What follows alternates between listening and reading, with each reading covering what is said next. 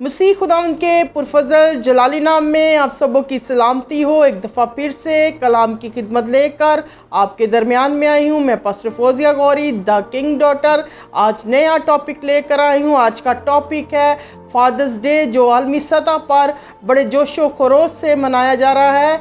आज हम कलाम के हवाला जात से देखेंगे कि हमें फादर्स डे जो है किस तरह मनाना चाहिए। Sister and brothers, father's day तो हर दिन ही होता है। हमें सिर्फ एक दिन अपने बाप की इज़्ज़त नहीं करनी, बल्कि हर एक दिन उसकी इज़्ज़त करनी है। और कलाम की तरफ जा रही हूँ। सबसे पहले जो हवाला देखने जा रही हूँ वो हवाला है यूहन्ना पहला बाब और उसकी 18वीं आयत से मैं कलाम में मुक़द्दस की तलावत करूँगी। यहाँ पर मरकूम है, खुदा को किसी ने कभी नहीं देखा, अकलौता बेटा जो बाप की गोद में है उसी ने ज़ाहिर किया। खुदा की फेलोशिप को सबसे पहले जो ज़ाहिर किया वो उसका बेटा है, यीशु मसीह है। उसने दुनिया में आकर हमें बताया कि एक बाप की क्या इज़्ज़त होती है और एक बाप का क्या वक़ार होता है। बाप जो एक घर का सरबराह होता है और उसकी सरबराही में पूरा घर चलता है, और एक बाप की शफ़क़त से पूरा घर निखर जाता है और बच्चे अपने आप को बाप की आगोश में सिक्योर फील करते हैं और बाप एक बहुत बड़ी अहमियत का हामिल होता है। हम कलाम में मुक़द्दस में देखते हैं ऐज़ा मसीही के 5वां हुक्म है कि तू अपने माँ और बाप की क्या कर, इज़्ज़त कर। इसी तरह बहुत सारे इफ्सियों की किताब में हवाला है और बहुत सारे हवाला जात हैं जहाँ पर बाप का और माँ का ज़िक्र है। हमें अपने माँ बाप की इज़्ज़त हर रोज़ करनी है और बाप की क्या अहमियत है खुदावंद यीशु ने हमें बताया, और उसने उसकी फेलोशिप को यहाँ पर आकर ज़ाहिर किया दुनिया में, क्योंकि खुदावंद का एक ही बेटा था और कलाम में लिखा है कि उसने अपने अकलौते बेटे को बख्श दिया ताकि सारी दुनिया उसके वसीला से नजात पाए। आसमानी बाप हमसे बहुत प्यार करता है। कुछ बच्चे ऐसे हैं जिन्हें बाप का प्यार नसीब होता है और कुछ ऐसे हैं जिनको बाप का प्यार नसीब नहीं होता।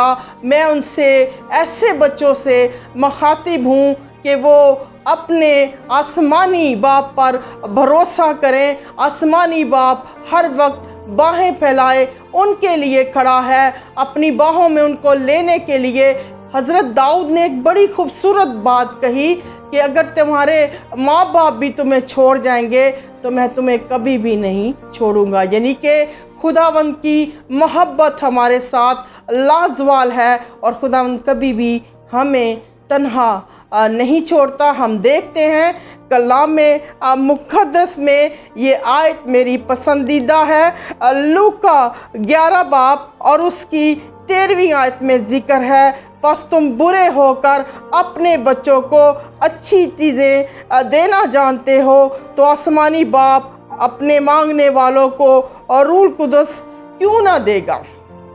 हम देखते हैं कि ज़मीनी बाप चाहे जैसा भी हो, यीशु मसीह ने अपनी ज़ुबान से कहा कि आप बुरे बाप भी होकर अपने बच्चों को अच्छी चीज़ें देना चाहते हो। इसी तरह आपका आसमानी बाप जो है वो आपसे बेपनाह मोहब्बत करता है, और जब आप उससे मांगेंगे तो वो आपको हर चीज़ देगा। हम कलाम मुक़द्दस में बहुत सारी आयात को देखते हैं। यहाँ पर एक सबसे जो अहम वाक़या है वो मुशर्रफ बेटे का है। इस वाक़या में हम देखते हैं कि एक बाप का दिल कितनी मोहब्बत से भरा हुआ है। उसका वो बेटा जो नाफरमान था उसे छोड़कर चला गया, उसकी दौलत को उसने ज़ाया किया, मगर जब वो घर वापस लौटता है तो उसका बाप उसे वार्म वेलकम करता है।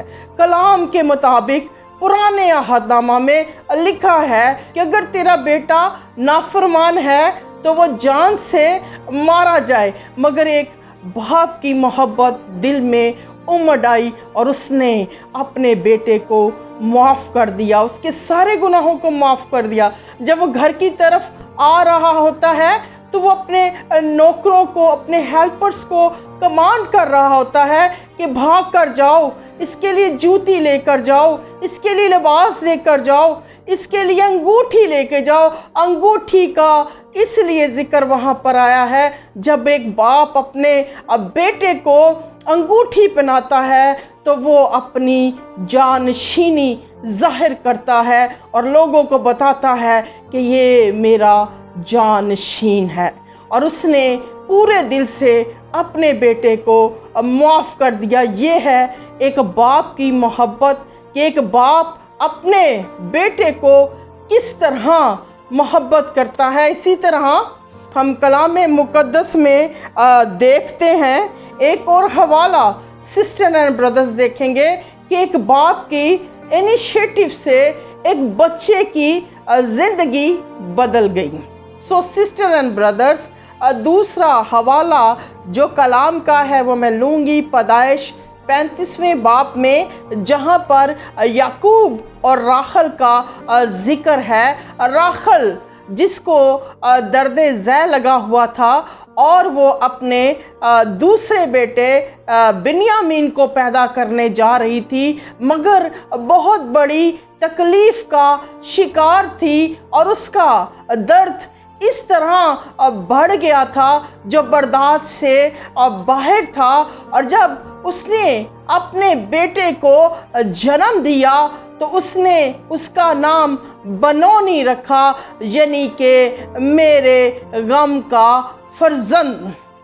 और ये अनब्लेस्ड नाम था जो उसने रखा, मगर याकूब ने उसी वक्त एक अच्छा इनिशिएटिव लिया और उसने उस बेटे का नाम बिन्यामीन रखा, जिसका मतलब है दाहिने हाथ की बरकत। उसने सोचा कि अगर बनोनी नाम मेरे बेटे का पड़ जाएगा तो उसकी ज़िंदगी से सारी बरकत जाती रहेंगी और उसकी ज़िंदगी में बरकत नहीं होगी। उसने उसका नाम चेंज करके बिन्यामीन रखा और ये एक अच्छा इनिशिएटिव था जिसने बच्चे की ज़िंदगी की बरकत को बहाल किया।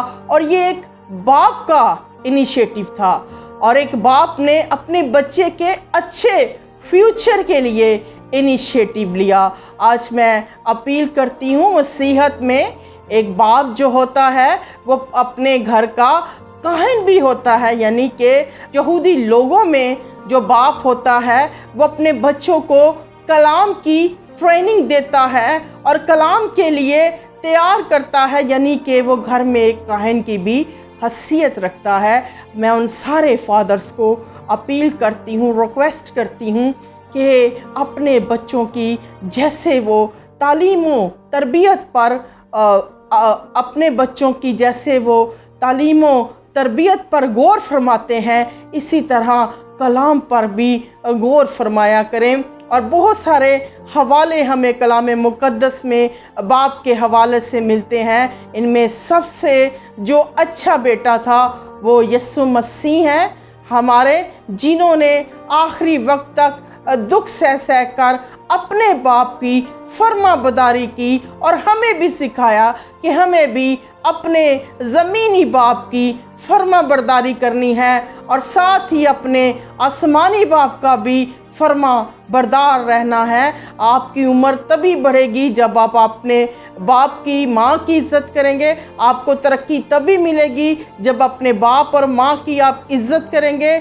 और ये इज़्ज़त एक दिन नहीं करनी, एक दिन फादर डे नहीं मनाना, हमें हर रोज़ फादर डे मनाना है, यानी आसमानी बाप को भी मुबारक कहना है और अपने ज़मीनी बाप को भी हमें तारीफ़ उसकी करनी है। जब हमारा ज़मीनी बाप हमारे मुंह से अपनी तारीफ़ सुनता है तो उसका दिल खुशी से भर जाता है और हमें इस एक्सरसाइज को हर रोज़ करना है।